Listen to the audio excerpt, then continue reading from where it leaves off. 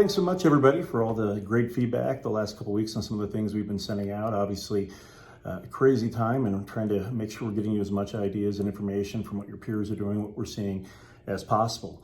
I know we've been getting a lot of content out through our blogs, through webinars, through other aspects. So you more than likely probably heard me say a couple times, I think 2020 is officially the year of the word pivot.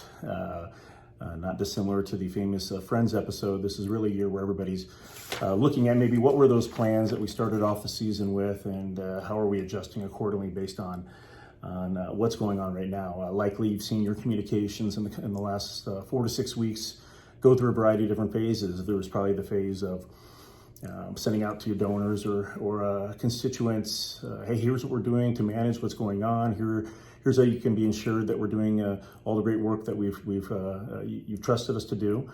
Probably followed by communication on, we're thinking of you, let us know how we can be of service. And then everybody now kind of got to that phase 3 where a lot of fundraisers are finding themselves at now what?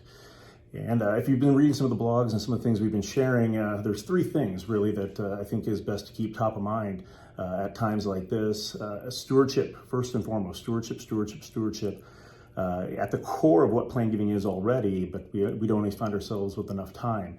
But really thinking through, how are you engaging with folks? This isn't the stewardship in good times where it's doing recognition events or legacy society celebrations. It is really a chance to show our human side, to connect on a much more personal level, and share kind of maybe a more authentic side than perhaps we even get a chance to see sometimes in our meetings. I actually saw from our local symphony orchestra, the DMSO Des Moines Symphony Orchestra had something on social media from their concert master and principal cellist, whom are married, Jonathan and Julie Sturm, Des Moines DMSO at home, showing them kind of playing their instruments and having some fun with it at home. So think of creative ways you can do that. And number 2 really was personal. I mentioned that. This is a great time to, as many of you are already, making those personal calls, sending the personal cards and letters that mean so much to folks in trying times.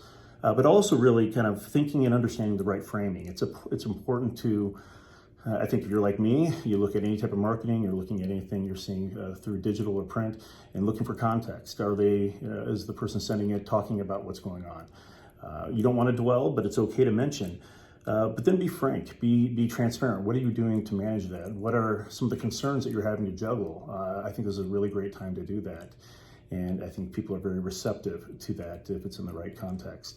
And the final thing is with a lot of us fundraisers and a lot of folks not able to travel, arguably one of the best things about the work we do is sitting down in living rooms, sitting down in kitchens and learning about people. How do you extend your discovery in a no travel time period? Even once we get the green light, it's likely nobody's going to want us coming to their homes in the near future. And we've heard and seen a lot of great success with surveys. A lot of you have been doing those.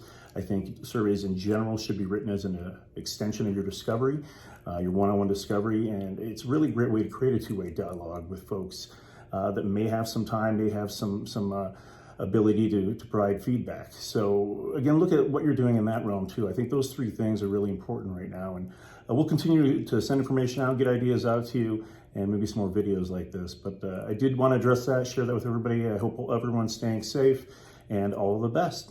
Be well.